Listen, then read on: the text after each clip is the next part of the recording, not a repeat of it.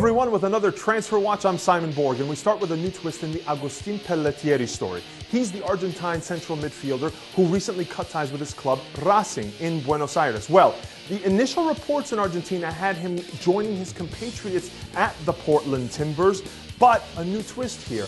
Apparently now it's Chivas USA, the MLS club, involved and linked with him. Now, Chivas USA say they don't comment on players who are not with their club, but sources have told FootballMLS.com's own Emmanuel Quispe, who's based in Argentina. From Argentina to Australia, where there's a new name for us now to follow. His name is Thiago Calvano. He's a Brazilian central defender, and he also cut ties with his club, Sydney FC. So he's on the market. Now, in their official release, Sydney FC say he's headed to the US. They didn't mention specifically which club. Now, there's a report in Australia saying that it's potentially an NASL side, so we'll have to keep tabs on that. And now an update on Italian forward Daniele Caccia. He plays in Serie A with Verona.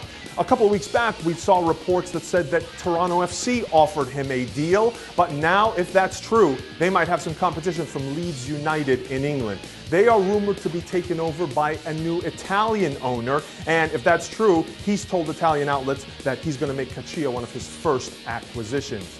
And now back to MLS. We told you about some movement at the right back position in MLS. Well, we have another name to add to the list, Chance Myers. He's currently out of contract, and he was Sporting Kansas City's starting right back throughout their championship run in 2013. Well, he's not with the team right now in preseason training camp in Arizona, but Sporting Kansas City manager Peter Vermes says that, quote, we're getting closer. That was his comment to the Kansas City Star. So there's hope there that Kansas City might get their starting right back again.